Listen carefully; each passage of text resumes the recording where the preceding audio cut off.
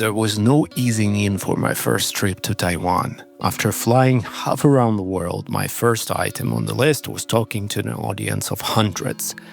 I have never been to East Asia, I knew little about the audience, and the audience hasn't seen that many Ukrainians before, so one stupid slip-up, and that's how you make a lasting impression on behalf of the entire nation.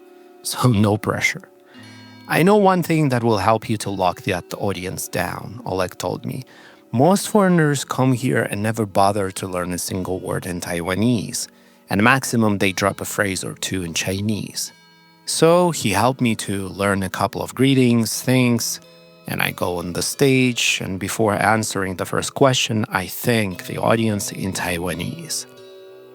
I see the moderator's perplexed face, the sudden silence in the audience, and my heart drops. I probably botched the pronunciation. Oh, please, God, please, I hope that it was at least gibberish and not something insulting. Did I say something wrong? I asked the moderator. No, it's just surprising that a foreigner greets us in Taiwanese, he replies, and the audience explodes in encouraging applause.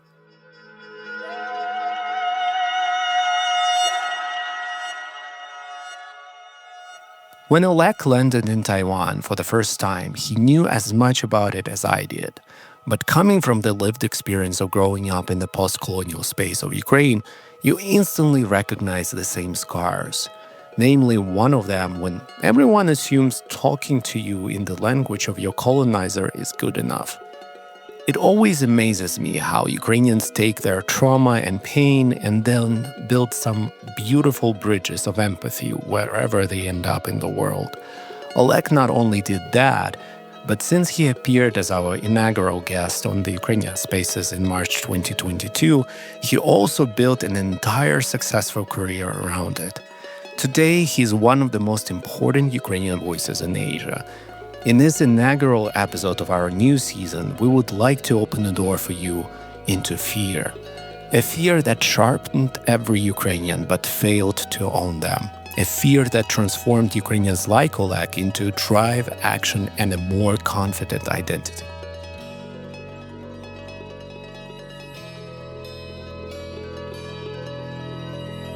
This is a new season of Ukrainian Spaces in collaboration with Ukrainska Pravda, a podcast elevating diverse Ukrainian voices and explaining Ukraine to the world.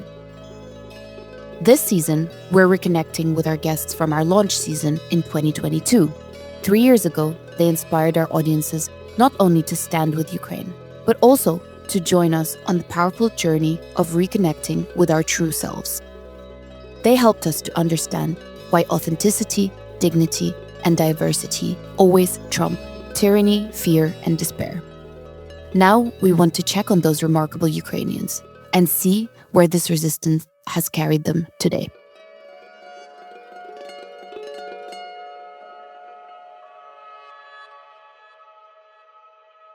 Hi, this is Alina Polyakova, managing editor of the English edition of Ukrainska Pravda. This season of Ukrainian Spaces is produced in partnership with us and hosted by Valeria Wachevska and Maksym Stavy, whom you just heard. We are glad to bring you these stories of change from the guests of Ukrainian Spaces and proud to support the project as one of Ukrainians' most trusted voices for truth and freedom. If you'd like to support our work, you can make a quick donation through our website or join our Patreon community. All the links are right there in the episode description. Hi everyone. It's a great pleasure to be back for the third time, I think, on Ukrainian Spaces. A lot of things have changed indeed, but I will go ahead and introduce myself again. Hi, I'm Olek, or Olek Shyn. I'm Ukrainian, I'm Korean Ukrainian, I'm Kherson Ukrainian, and I currently live in Taipei. I used to do social studies research about language and language education policy when I came to Taiwan. And then once the full-scale invasion started, I sort of pivoted towards activism and volunteering. And right now I am a journalist. I'm the coordinator of Radio Taiwan International's Ukrainian-language service, which is a job I really love doing. Yeah. Thank you so much, Olek.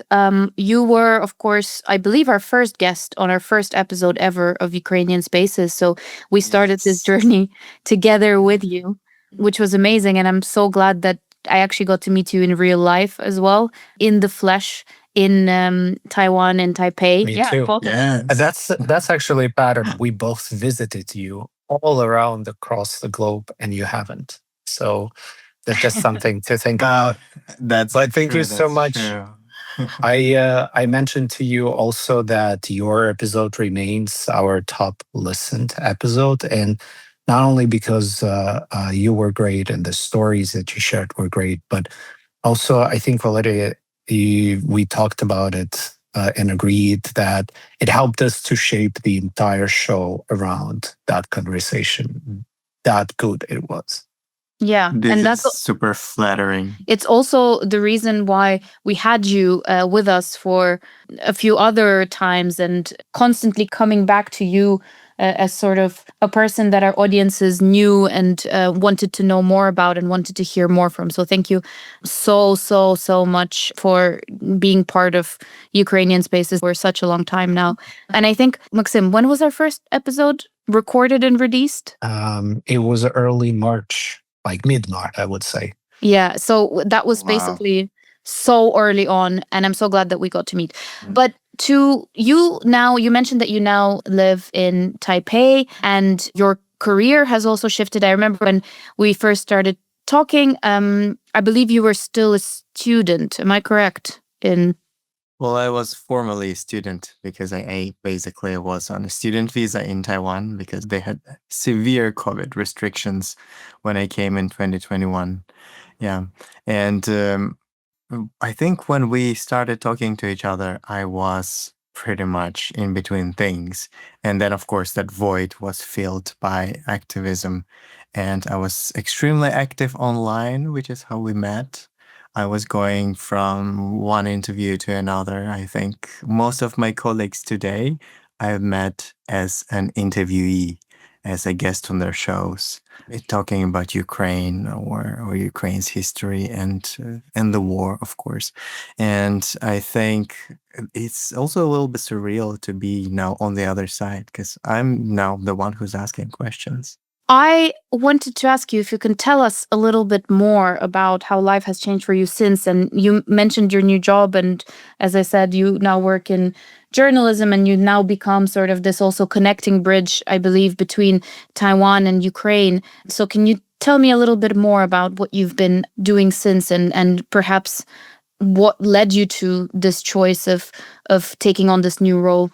You know, as many of us, I think, volunteering and activism, I mean, humanitarian work for Ukraine, you can only do it as long unless you have proper funding. And it's not something that we have here in Taiwan. So a lot of us here had to actually go back to, having full-time jobs or taking care of our families and so on. We've never managed to incorporate Taiwan Stands with Ukraine or Ukrainian Voices, neither of these two organizations, into officially registered organizations. It's extremely difficult here in Taiwan, and we're still quite active. Me, perhaps not as much as some of my other colleagues, but when the time came for me to sort of shift my focus back to having a job and trying to fix somehow my financial situation. And around that time, Taiwan's public radio station, Taiwan International, or RTI, they had like 18 language services at the time. One of them was Russian, obviously. It's a very old service at the station. And they said they were, first of all, losing some listeners because those were Ukrainians who used to listen to this radio station in Russian language, and now they sort of stopped consuming anything in Russian language. And secondly, as a sign of solidarity and as a recognition that Ukraine is a separate thing culturally and linguistically also, RTI decided to open a Ukrainian language service, and they invited me to be the chief editor of it. And it's a job I enjoy a lot because, first of all, now I have a job, but it's also something that's connected to Ukraine directly. I get to speak and write Ukrainian every day. even though I'm so far from home. And I think that's a huge privilege and a great pleasure for me. So I came here in October to find a job, and I'm still looking. And in October when I came here, my parents were trying to convince me not to come here, because at that time China was doing something, and it really seemed like Taiwan was a more dangerous place to be than in Ukraine at the time. In a quote that we just played back from your first season, you mentioned that when you decided to move to Taiwan, your parents were really against it. And since then, you've been learning more about Taiwan. You've been learning more, for example, native languages. You've been learning more about history, about Taiwan's own decolonization journey. In the last 3 years, do you feel like there are more connecting tissue you found between Ukraine and Taiwan? Because it seems like there are a lot of parallels today. People mention on a much more profound way rather than just geopolitics or. I mean, indeed, there's a lot of context, right, of solidarity, of understanding, and we're building upon those right now, creating various platforms, exchange opportunities, like we're now bringing Ukrainian journalists to Taiwan. I think in just several weeks from now. I'm not sure when this recording is going to reach our dear listeners, but we are basically exploring those still. But therefore, it's so difficult for me to just outline one or two of those. I know we talked a lot about history and, histories of imperialism, colonialism in Ukraine and Taiwan, coloniality of the mind of nowadays. But one of the things that I came to realize, I think, about Taiwan and Ukraine is the realpolitik in which both these countries and societies function, especially once the administration changed in the United States, right? I mean, as Ukrainians, we always sit there watching TV and thinking, okay, so is Trump gonna be our friend or our scolder today? And I think Taiwan is now also navigating this kind of reality. It's extremely depressing sometimes to know that both the country I come from and the country I live in are so hard to resist playing a role of something so minor and so easily neglected when it comes to depending on bigger powers like the States or our European partners.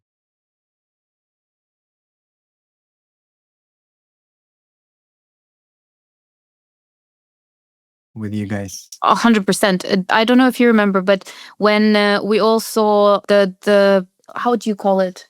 I don't even know how to find the correct word for it, but the Zelensky-Trump situation and what. White House situation, yeah. Yeah, the White House situation. I was actually in Taiwan, and I remember waking up at 4 a.m., checking my phone, and it felt like the world had exploded inside my phone and outside of it. And I think we texted about it after and just spoke about how at that point we felt so hopeless, and how things drastically shifted, even from when we spoke in 2022 in that first episode. But I think what you were so good at talking about always, and what drew so many listeners to the episode with you and after, is that you really spoke about realizing the depth of your Ukrainian identity after the full-scale invasion began. You also spoke about how being in Taiwan helped you think about that more and embrace that more, but also just in general, of course, the full-scale invasion. What does that realization feel like now? And where is your relationship with your Ukrainian identity at now? Well, I think it's somewhat progressed from early days, right? So if we recorded the first episode just a couple of weeks into the full-scale invasion, that's probably when I was every day spending my day on Twitter, posting things about Ukraine and about myself to tell people basically what's happening. And I think my personal story and my people's story, the Korean Ukrainian story, resonated with a lot of people because narratives were, well, of course, they were surprising, right? People don't generally know that Ukraine has one of the largest Korean communities in Europe. But also at that time, it was conveniently countering some of Russia's narratives, right, about Ukrainians being the smaller Slav brothers of theirs, or some of the propaganda narratives like Ukrainians being Nazis, right? So if they're Nazis, how come there's Korean Ukrainians so peacefully living there and being proudly Ukrainian, right?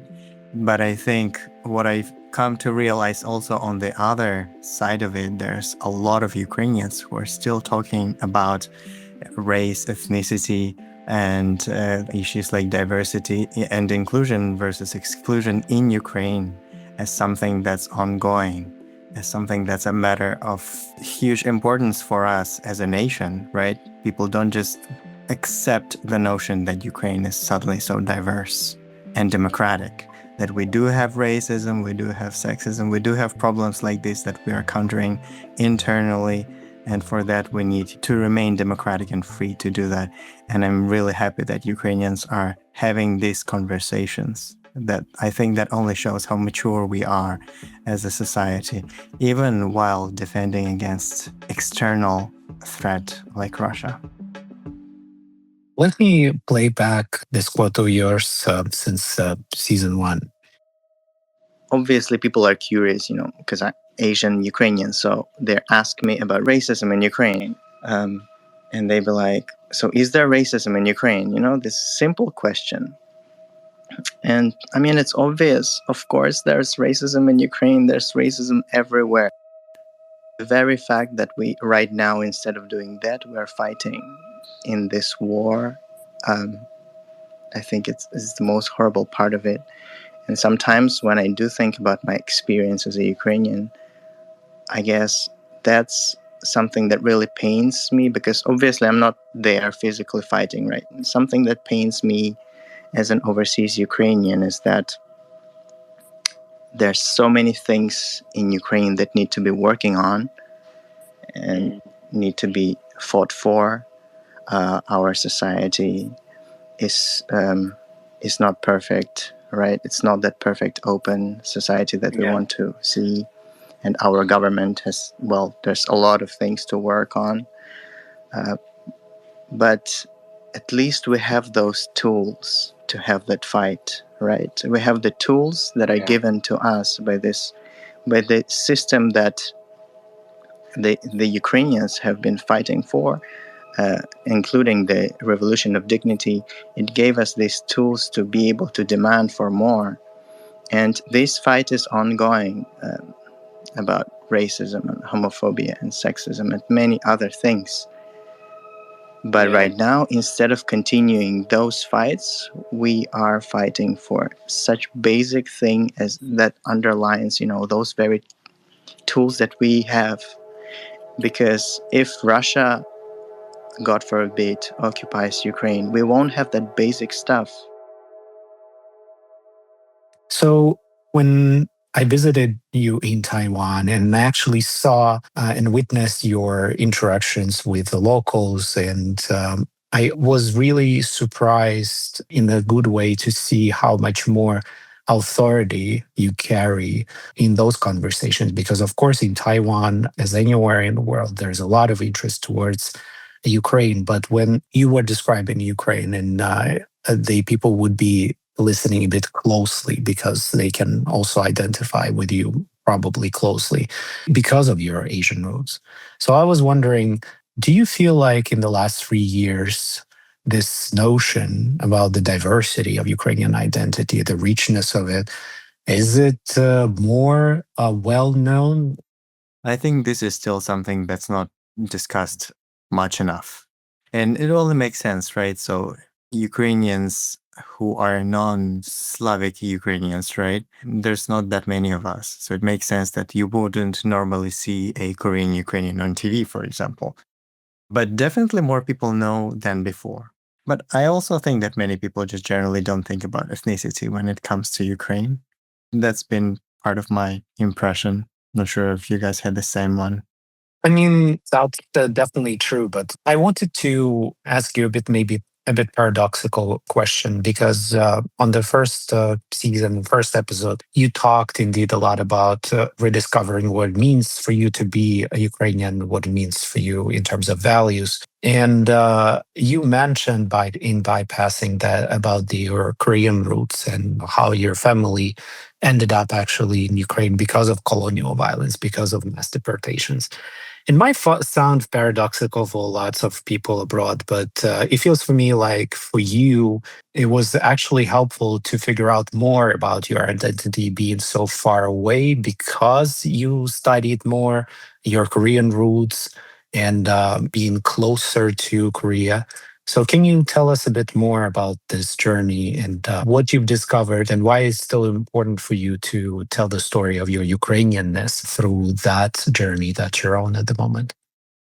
Well, I think right now, compared to 3 years ago, I would definitely say I'm more maturely and confidently Ukrainian than I was. But it's also different. I actually don't think about this often, so it might be a little bit hard for me to formulate. But 3 years ago, I would tell everyone in the room would have to know that I was Ukrainian.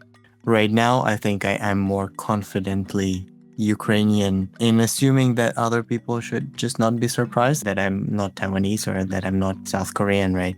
I think if I ever write a book, I'm gonna put it this way, right? I don't think I'm ever gonna write a book. I think I grew up like many Korean kids. I was just like proudly Korean, right?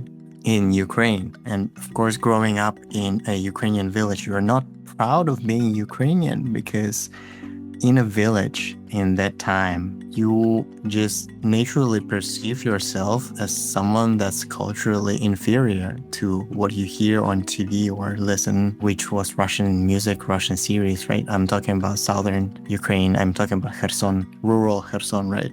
Ukrainian language. We didn't speak it, we spoke Surjik, and it was considered sort of language of uneducated people. So in that environment, of course, Korean kids like me or my friends, we would be proudly Korean. And I think, if I ever get to write a book, I would say Korea has been for many of us and our ancestors like a phantom limb. Is that a correct word? Phantom limb? Yep. It's something that's not there anymore, obviously, because our ancestors left Korea and then were deprived of any means to go back to Korea once Korea was split. But we lived all our lives knowing that there is this Korea that we might as well go to sometime. And so when it happened to me, when I went to South Korea, I realized that it wasn't there anymore. That Korea that I grew up imagining, it wasn't anything physical or political. It was just in my head. And the only thing that really stayed with me was my passport, which was Ukrainian. And that's how, as a teenager, and then of course when Crimea got occupied, which is very close to my home, that's when I think I became solidly Ukrainian. And 3 years ago, of course, there was a huge shift in that. I would say, even reflecting back at 2022, I was a little bit of declaratively Ukrainian, I would say. Because I don't know if that's a word, but I would go around and, I'd be like, hey, look at me. I don't look like it, but I am Ukrainian. Right now, I'm a little bit more comfortably Ukrainian, Korean Ukrainian. Are you kidding me? You definitely need to write that book. This sounds something that not only foreigners will need to read, but lots of Ukrainians would also immensely enjoy. So definitely do that. 100%. Whoever gets to edit that book, I wish them best of luck. I don't think they will make enough money to do that kind of job. Neither you guys cutting this podcast. You're gonna probably struggle with losing my thread. It's such a Ukrainian thing. Yeah. I was gonna Appreciation. It's the thread of this podcast. Self-deprecating comments from all of our guests. But like when you tell me that people listen to the episode with me the most, I'm like, have they seen what kind of people have come on this podcast? Like, that's crazy for me. All these which is Ukrainian what we always superheroes have been on this podcast. have you back. Olek, I also wanted to revisit something that you said in 2022.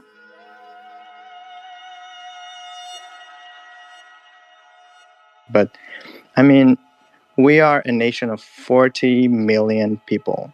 40 million people. If you reduce this whole conflict to just simple geopolitics between East and West, you kind of like deny these 40 million people the fight that we've had all these years. It's not just about NATO and Russia.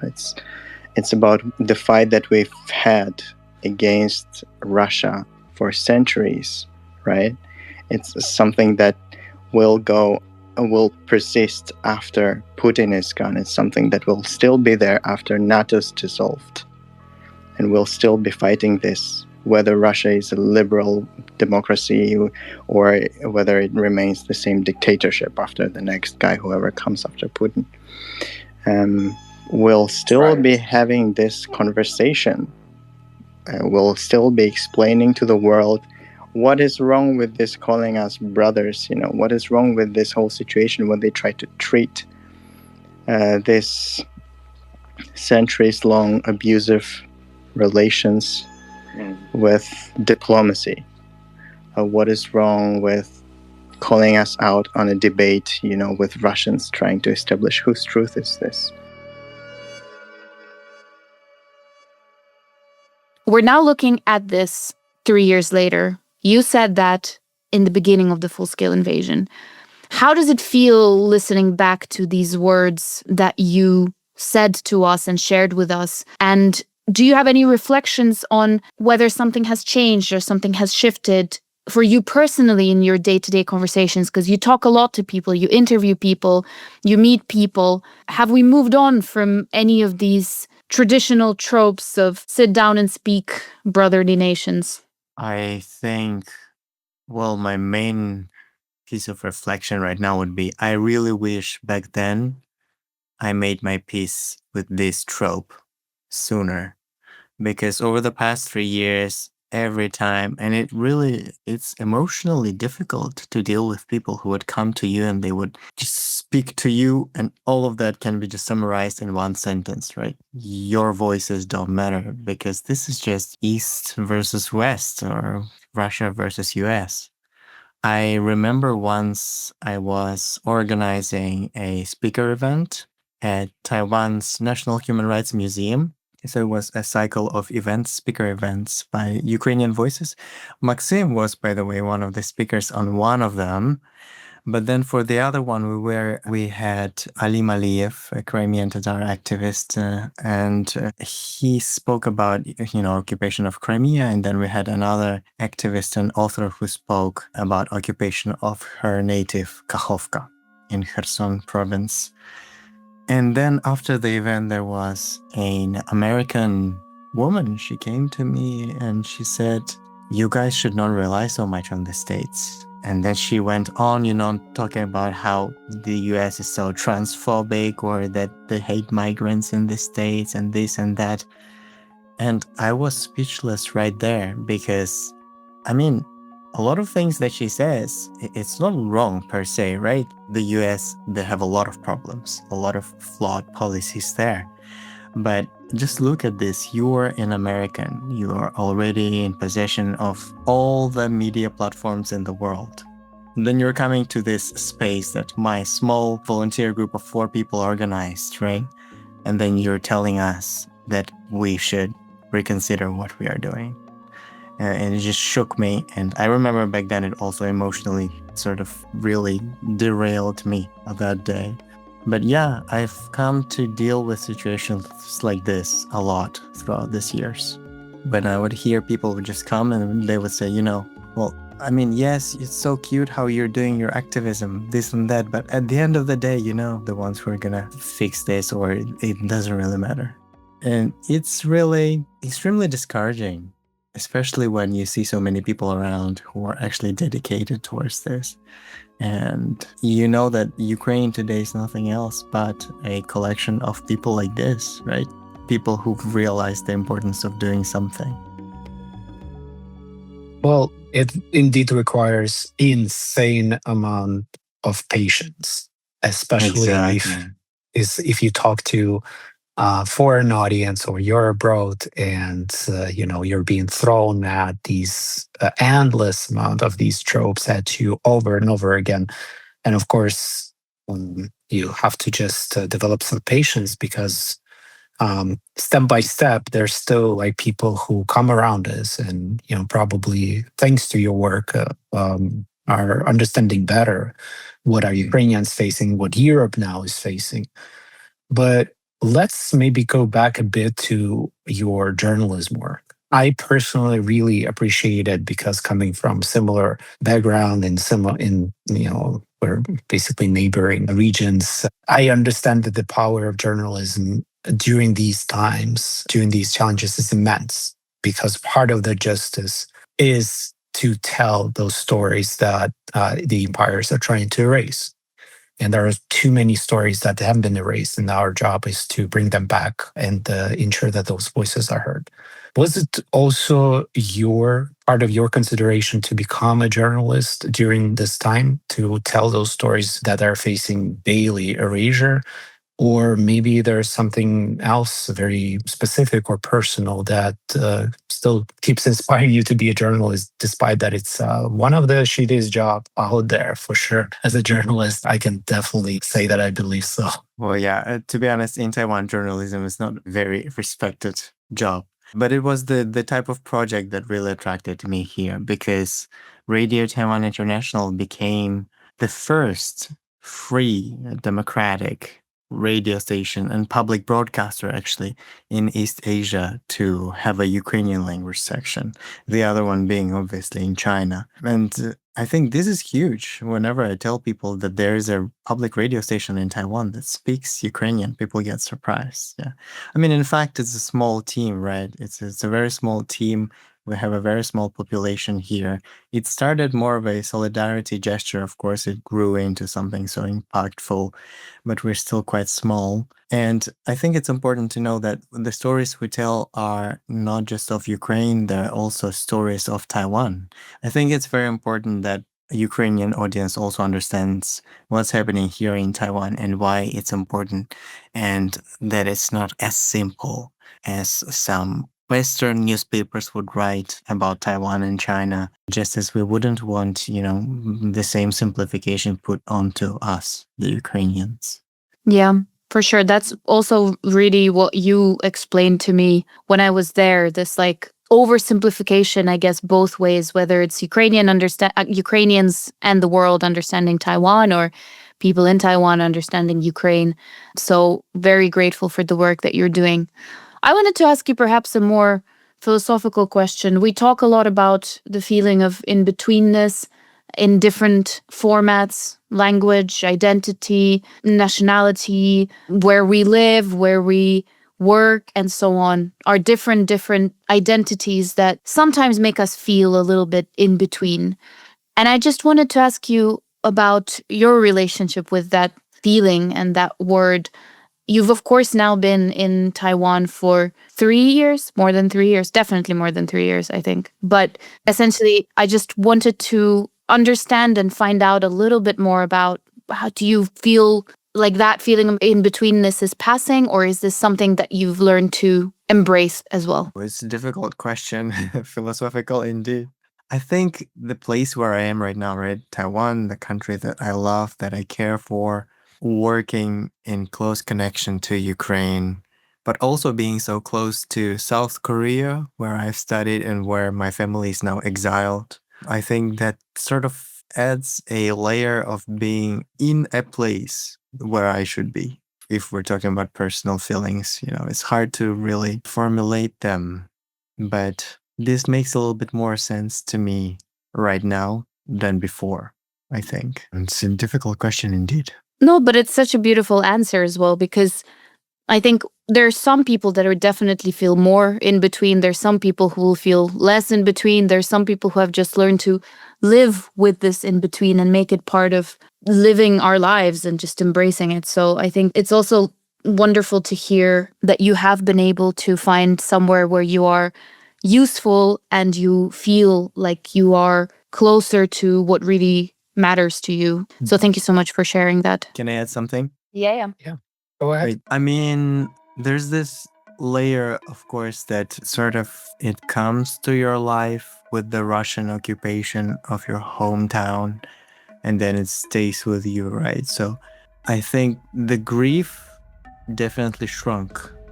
So for the first, because, well, I'm from the southern parts of Ukraine, right? So we sadly failed our defenses there, and most of Kherson province got occupied on like day one. And for the longest time, it was very difficult for me to make peace with the fact that my home is occupied. I think the resolve of people who were previously exiled from eastern parts of Ukraine or Crimea occupied by Russia helped me a little bit. But I think there's still, I wouldn't call it an in-between, but I would definitely call it a void, because there's a home that I cannot go to. You can only make your peace with it this much, right? I don't think you can ever completely accept it mentally. Now, me, unlike the rest of my family, I've spent most of my life outside of home, right? I would go to Kharkiv to study in high school, then I ended up in South Korea with my bachelor's, Europe, so on. Then I ended up in Taiwan. But there's that home still of my family, of my childhood, that is not accessible to me. I mean, that was the hardest part. Kind of stopping, kind of learning how not to grieve all the time about this fact. And luckily, my family's safe. I didn't lose any immediate relatives to the war, unlike many other Ukrainians. But, I don't know how to explain. Well, there's that place, and it's still there, but it's not part of your geography anymore. Because, there's no way I can go there. I'm thankful for you to say that. It exactly describes how I think of my home that is also under occupation. And even though, and we talked about it as well 3 years ago, that we absolutely sure that there's going to be victory, and eventually the empire will fall and these territories and our homes will be liberated. I definitely try to make peace that that place is not going to be there after occupation. But maybe even if our house that Russians stole will still be there, it's not going to be the same house because it was home, because it was violated, and somebody else lived there. They maybe destroyed it, they maybe rebuild it. So that's something you need to make personal peace with, and it's part of the something that I wish I also knew back then. So the kind of this bar for unrealistic expectations wasn't there. That is just one day you will come back and everything will be the same. Unfortunately, that's not how Russian occupation works, and that's not what's going to happen. But that's why I'm also extra appreciative of the work that you try to do with journalism, with the storytelling, because in your work, you constantly remind people once again that these stories about Russian occupation or imperial occupation, they're not very conceptual. They're about people's lives, actual homes. And that's easy for people to get in their heads and be in all that, high tier conceptual. What China does, what Russia does, here's like the military count, or here's geopolitics of it. But at the end of the day, the only just peace happens when people like you have a clear vision of what's going to happen to their homes, what's going to happen to people responsible for stealing those homes. And that's important. Exactly. And I'm really appreciative. So you keep doing that within everything you do, carrying that message. Yeah, very precise comment, Maxim, right there. Peace is not achieved unless we undo the displacement. And who, if not West, should understand this most, right? Where conversations on colonialism and decolonization are the most advanced. People should know that displacement is something that huge part of this. If there's a ceasefire, it doesn't mean much unless there's people who can actually go to their homes. That's very important to understand. We have millions of people right now who are elsewhere, who can go to their physical homes, but there's also millions who cannot or will never, in fact, as you said, Maxim, right? Because it's not going to be the same. I mean, there's that whole layer. Yeah. But listening to both of you and listening, Olek, to what you said earlier, I just wanted to highlight how what you said really, really resonated with me, both in how I feel, but both in how I see you, which is this term that you used, comfortably Ukrainian. In the beginning of the full-scale invasion, I think all of us felt this need, and not just need, it was like there was no other way but to be extremely forward and inward-looking Ukrainian.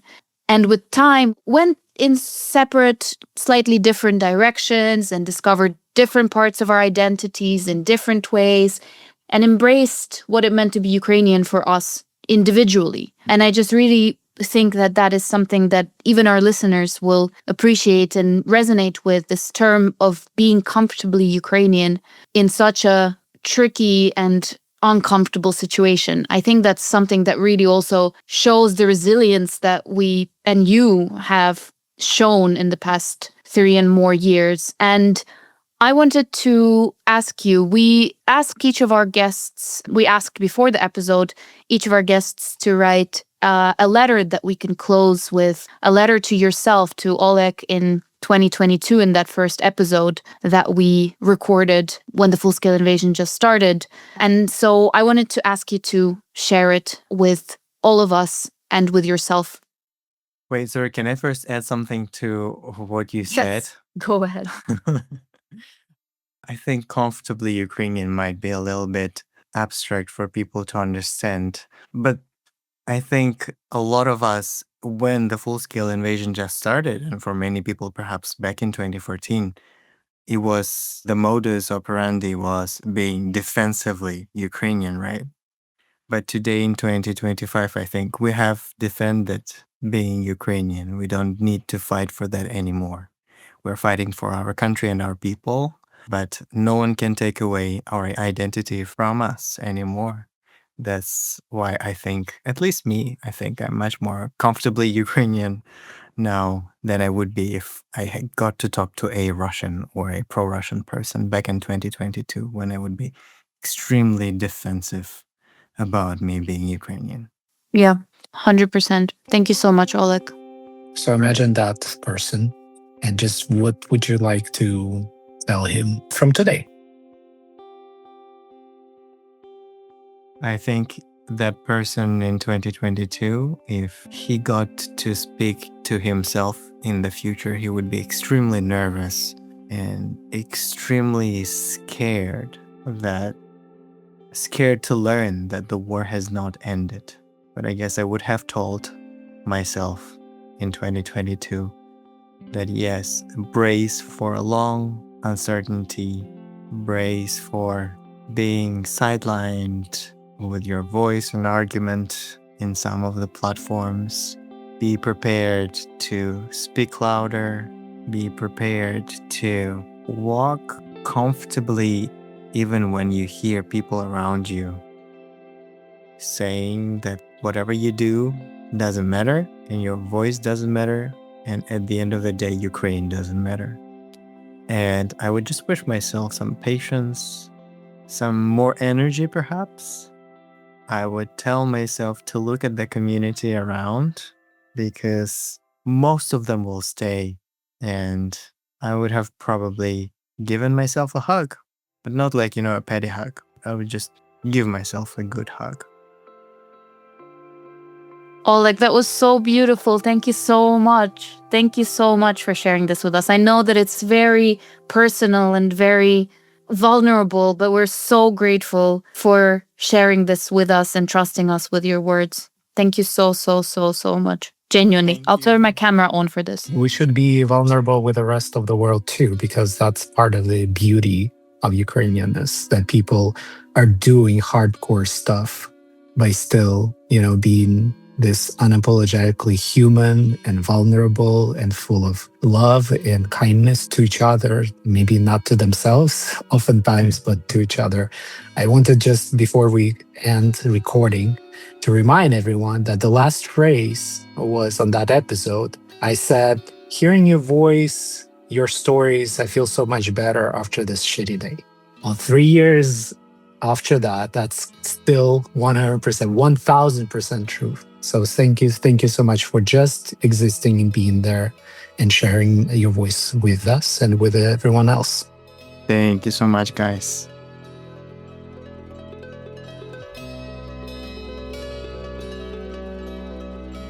This episode was sound directed and mixed by Lubov Huk, produced by Fedor Popadyuk and Alina Polyakova of the Ukrainska Pravda. Lucy Lemonchuk of the Shape Change Agency helped us to make each episode happen as line producer. Maria Kinovich and Valeria Hanicheva created the visual identity for this season. The show is created, narrated, and hosted by Val Vashevska-Khan and Maksym Aristavi. Ukrainian Spaces is made possible by a worldwide network of sponsors and supporters. You allowed us to create 80+ episodes over 3 years and to amass tens of thousands of listens for unfiltered Ukrainian stories you won't hear anywhere else. More importantly, you support and elevate Ukrainian voices at their darkest hour, ensuring they are never erased.